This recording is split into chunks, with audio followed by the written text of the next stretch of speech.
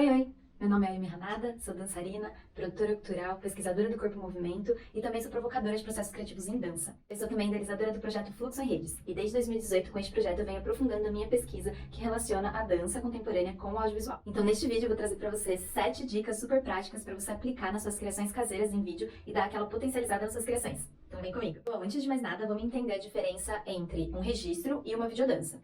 O registro, ele nada mais é do que você documentar um momento, uma experiência vivida pelos bailarinos, pelos performers, de algo criado não necessariamente para estar nas telas. Já a videodança, ela é uma outra forma de arte, porque ela é um trabalho pensado exclusivamente para estar no audiovisual. Ou seja, sem a presença da câmera, por exemplo, aquele trabalho não faria sentido. E aí, quando a gente pensa em um trabalho especificamente para o audiovisual, a gente tem outras possibilidades que podem potencializar a mensagem que você quer passar com aquele trabalho. Por exemplo, as ferramentas de edições, acelerar movimento ou ralentar o movimento, fazer repetições, mudança de cores, usar mais de uma locação e fazer uma transferência de uma locação para outra rapidamente. Esses são recursos que a gente pode utilizar, por exemplo. E também a gente consegue direcionar o olhar do público para aquilo que a gente quer com muito mais facilidade do que um espetáculo, por exemplo, no presencial, onde o público tem um pouco mais de liberdade para poder direcionar o seu olhar para onde quiser.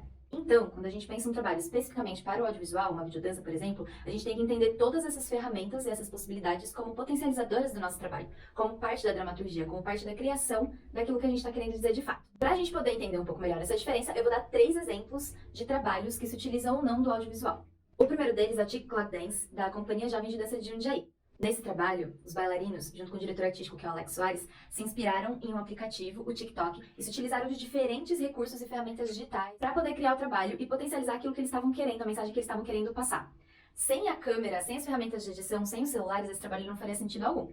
Já nesse fragmento do espetáculo Canela Fina, interpretado pelo Balé da Cidade de São Paulo, o coreógrafo Caetano Souto, ele pensou um trabalho todo para estar no palco italiano com a presença do público. Durante o trabalho, eles soltam muita canela no palco, e a canela tem um cheiro muito forte, e aquilo chega como experiência para o público. Quando a gente passa isso para o digital, a gente perde totalmente essa experiência do olfato, e isso reduz a potencialidade daquele trabalho. Além disso, a gente pode ver que os movimentos dos dançarinos, eles não dialogam necessariamente com a câmera, mostrando que aquele trabalho não foi pensado para estar no formato digital.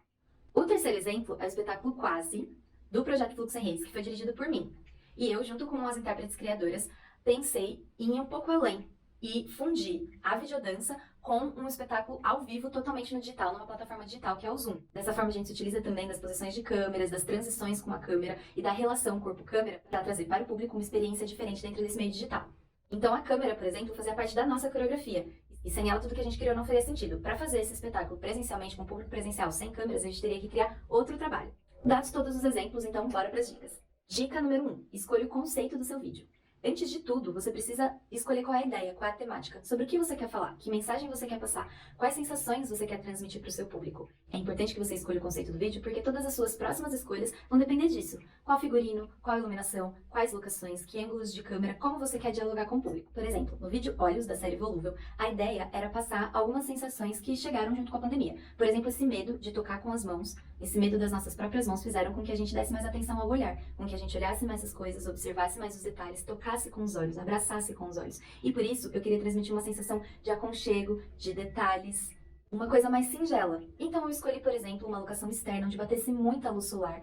Escolhi não trabalhar com edições posteriormente, escolhi algumas angulações de câmera mais detalhe, que mostrasse mais os detalhes para realmente potencializar aquilo que eu estava querendo dizer. Já em Dança do Fim do Mundo, um vídeo da mesma série, a ideia era totalmente outra, e era trazer essa ideia de caos, de bagunça, de que o mundo tá acabando mesmo. E para isso eu escolhi uma locação interna, onde eu pudesse usar luzes mais direcionadas, tudo é um pouco mais escuro, as luzes são mais direcionadas, e eu trabalhei muito com a edição depois, trabalhei muito as cores, carreguei na edição, acelerei movimento, reduzi movimento, trabalhei com repetições, distorção de imagem e muitos elementos dentro da imagem que desse essa sensação de sujeira. Dica número 2. Escolha o tipo de iluminação que vai ser utilizada no seu vídeo. São muitas as possibilidades de iluminação, mesmo sem equipamentos profissionais para isso. O tipo de iluminação que você vai utilizar vai vir do conceito do seu vídeo. Você quer um vídeo mais claro ou mais escuro? Que traz uma sensação mais pesada ou de leveza? Você quer brincar com a poética das sombras, com contraluz? Tudo isso vai ditar e vai potencializar a mensagem que você quer passar com o seu vídeo.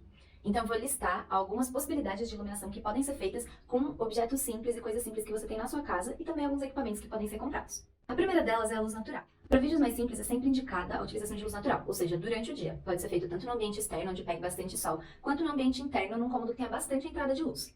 E para isso é importante que você observe durante alguns dias os momentos do dia que bate mais sol naquele lugar, de que forma a luz incide naquele lugar e de que forma você pode brincar com isso. Em contraposição, nós temos as luzes artificiais. é importante que a gente entenda o porquê do uso das luzes artificiais. Eu só posso gravar à noite, eu quero gravar numa locação interna onde não tem entrada de luz solar.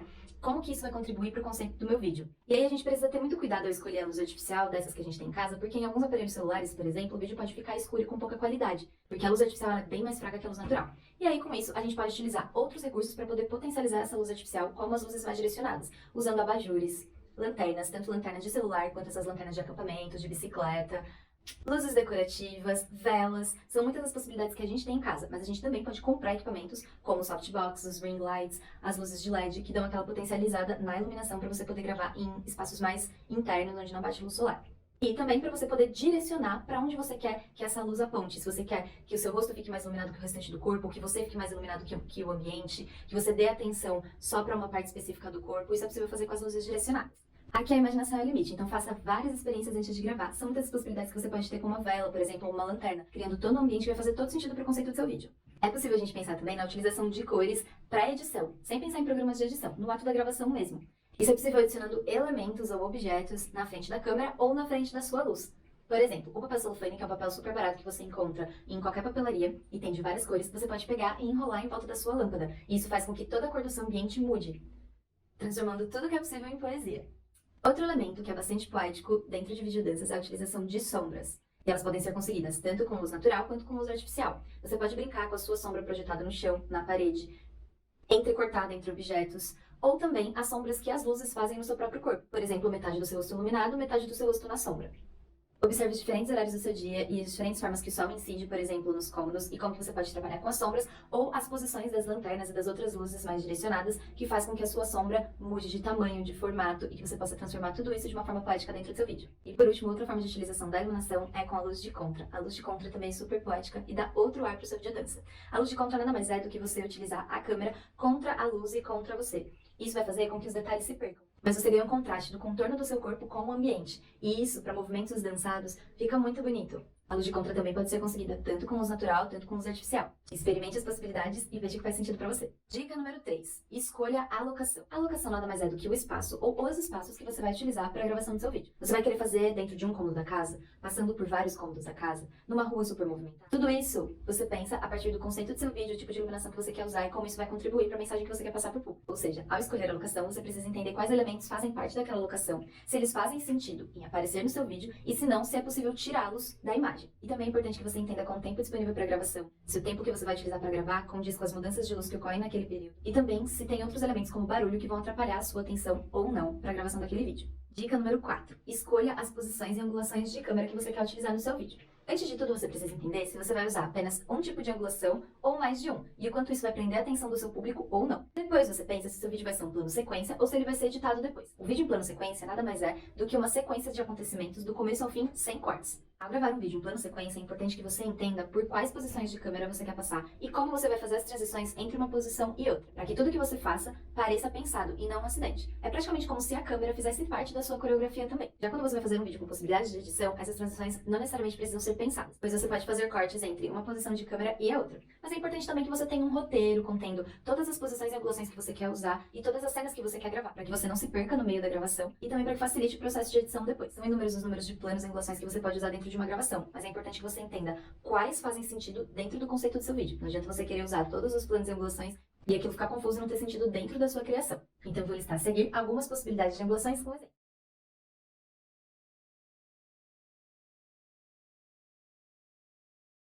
Além disso, é super importante que você entenda se sua câmera vai estar fixa ou em movimento, e se você vai ter uma outra pessoa para te ajudar. Quando você tem uma outra pessoa para te ajudar, você acaba coreografando com aquela pessoa os movimentos de câmera, e as possibilidades de relação do seu corpo com a câmera ficam um pouco mais fáceis. Quando você está com uma câmera fixa, as possibilidades ficam um pouco mais limitadas, mas ainda assim a gente consegue pensar formas de relacionar o corpo com a câmera de forma que a nossa criação não fique muito estática e sempre a mesma coisa. Por exemplo, a gente pode brincar com saídas e entradas na câmera, com aproximações e afastamento, e como que a gente brinca com essas coisas, deixando o vídeo um pouco mais dinâmico. Dica número 5. Composição com elementos que alterem a imagem. É possível a gente pensar em possibilidades de edição da imagem a partir de elementos no ato da gravação, sem precisar de muitas edições posteriores. Por exemplo, quando a gente coloca uma jarra de água na frente da câmera, aquilo altera totalmente a imagem do corpo que se move atrás dessa jarra de água. E isso traz totalmente outra leitura para quem está vendo. Aqui a imaginação também é o limite, e você pode criar diversas possibilidades a partir de diferentes objetos, fazendo com que tudo seja um potencializador da sua ideia. Por exemplo, você pode compor com objetos na imagem, com um ventilador que brinca com movimentos do seu cabelo e da sua roupa, com uma cortina que fica se movimentando e alterando as partes do corpo que aparecem, dançar atrás de uma porta de vidro, enfim, tudo isso altera a imagem que está sendo criada e a experiência do espectador. Dica número 6. Brinque com a edição do seu vídeo. A gente cria uma videodança, a gente tem a possibilidade de utilizar muitas ferramentas e recursos digitais para poder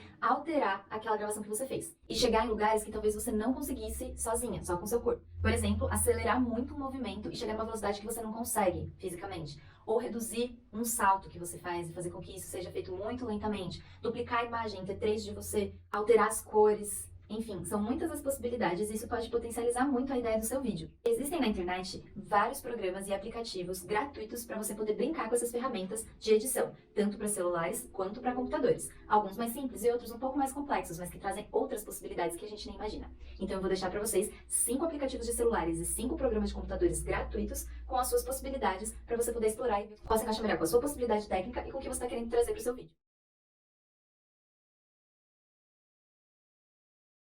Dica número 7. Pense bem na sua trilha sonora. Esse é um elemento muito importante, porém muito negligenciado por muitas pessoas. A trilha sonora do seu trabalho, assim como todos os outros elementos, precisa estar condizente com o seu conceito e precisa existir de forma a potencializar o que você está querendo dizer, e não o contrário. Eu já vi diversos trabalhos que foram super potencializados por conta da trilha sonora e outros que foram prejudicados por ela também. Assim como pensar as músicas que vão compor a trilha, a gente também precisa pensar a transição entre elas, da mesma forma com que a gente pensa a transição da câmera, por exemplo, ou a transição dos movimentos. Existem diversas formas da gente pensar a composição da trilha sonora do nosso trabalho, e uma delas é se utilizar de músicas que já existem no mundo. Porém, quando a gente usa músicas que já existem, a gente precisa tomar um pouco de cuidado com os direitos autorais envolvidos nela. Por isso eu vou apresentar para vocês 3 diferentes sites, dentre muitos, onde a gente pode conseguir músicas livres de direitos autorais. Primeiro, a biblioteca de áudio do YouTube, onde você tem uma lista imensa de músicas de diferentes moods. Você pode pesquisar a partir de palavras-chave que tenham a ver com seu conceito, por exemplo. Segundo é o Dixie Mixter, que é um outro site onde você também consegue pesquisar, a partir de palavras-chave, músicas que façam sentido para você. E o terceiro é o Josh Woodward, que é o site de um artista, o Josh, que disponibiliza várias das suas composições para utilização em vídeos. Uma dica importante é sempre estar atento aos termos e condições daqueles sites, porque pode ser que a música seja livre para você usar, mas ela exige que você coloque, por exemplo, os créditos do compositor nos créditos do seu vídeo. Nada mais justo, né? Uma outra forma de pensar a trilha sonora, e particularmente a minha preferida, é você fazer uma parceria com um músico ou uma musicista. Assim você ganha uma pessoa para pensar com você a dramaturgia toda do trabalho e uma pessoa para desenvolver o processo criativo em conjunto. Assim você vai construir a criação da dança e do vídeo junto com a criação da música. E as possibilidades dessas coisas se conversarem são muito maiores do que você pegar uma música já pronta, por exemplo.